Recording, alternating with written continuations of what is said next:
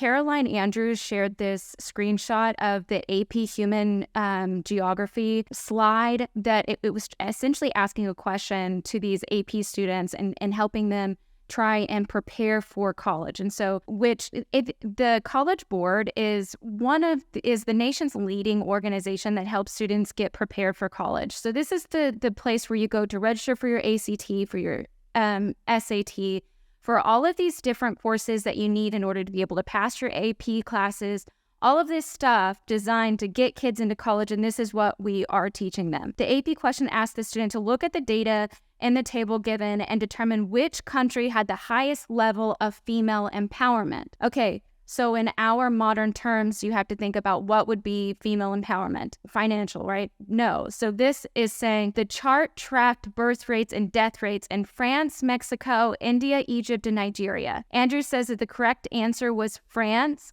because it had the lowest birth rate out of all the countries on the table. She said, the screenshot from College Board's AP Classroom platform featuring questions by College Board for AP Human Geography. The correct answer is France, because they have the lowest birth rate. College Board is teaching your kids a sign of female empowerment equals less babies. It's insanely cruel to tell a woman to deny her natural call for motherhood because of some insane feminist ideology that forces men and women to erase their legacy and deny their inherent traits. It's not hard to see why young people are attracted to transgender ideology and these sex and gender ideologies, because outside of our natural desire to play the main character in our own personal drama is the inherent need to feel like you belong. So if you are entering a world in which you are young and inexperienced and naive, and you have adults telling you that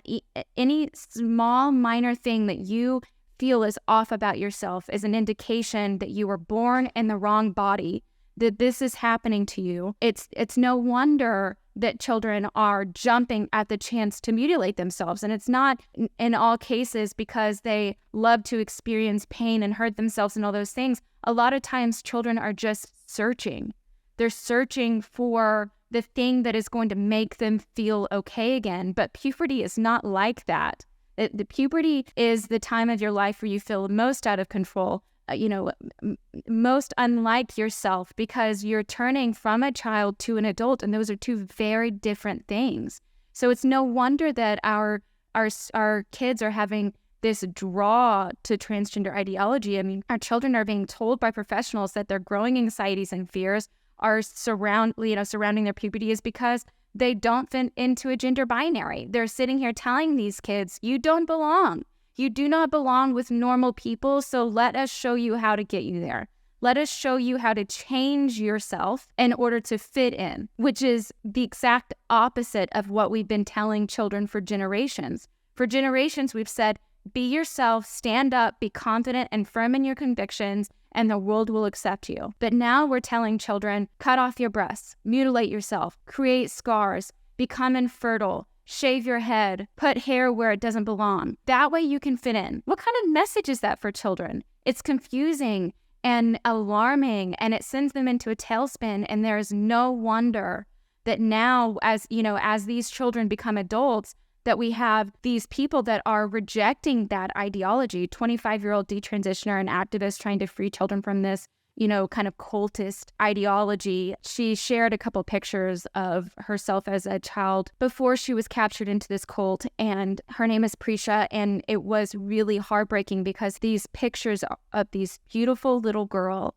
who was so innocent and did not deserve to be used as a pawn in these people's game. It was so sad. She said, "This is me," Prisha wrote. She was going to grow up healthy and whole. She was curious and gentle. The world intimidated her, but she loved everyone in it. I shed my body and destroyed my beauty and healthy for safety, and I became worse. She goes on to say, only my eyes look the same. Every other part of this girl is dead and gone. I told the doctors who transitioned me, I love you, during appointments, and no one laid down boundaries or stopped me. I thought we loved each other. I thought I could be saved from myself through becoming new. Instead, I am a mutilated version of the blueprint. She goes on in other tweets to share pictures of herself as a teenager wearing a corset, showing that she was already being captured into this kind of mentally unstable view of herself, where she was really thin, but she thought she was fat. She needed to wear corsets. She needed to cinch herself. And then she shows a picture of her and she says, "This is me with a boy haircut. I was already down the path. This was already going to happen to me." And no one stopped her. She needed parents who were strong enough and equipped enough to be able to put a stop to the torture that was going on with her child. But professionals told her parents, would you rather have a dead child or a living man? And so, like almost any parent in that scenario, they gave in. They didn't protect her from the predators at the gate because our society has gotten so used to stealing parental rights away from us that we live in this gray area of parenting. We have no idea which rights belong to the state, which rights belong to us, and ever increasing, the state is taking more and more rights away from us without our knowledge. I mean, you witnessed a guy in Texas have to sit back and be forced to go through his son being transitioned by his ex-wife. He had no control. This isn't Texas. This is not some liberal stronghold like San Francisco in California or New York City in New York. We're talking about red state Texas. A man is getting his son taken away from him and being put on puberty blockers and being put in dresses and his name changed by his mother, even though his father has a real issue with it. But the state is saying, no, we're going to allow a permanent change to your son to happen because we don't believe in the same thing that you're spouting right now. We don't believe in your right to be able to prevent this from happening to your son. If without the understanding of how to protect our children, they're going to keep getting trapped. So parents had to decide that they're going to stop listening to the experts. I mean, how many times do you have to walk into your child's classroom knowing that they're sweet and innocent and kind at home, only to have them tell you that your son's too rambunctious, that he needs to be put on ADHD medication, that he needs to be changed somehow? No, boys are crazy.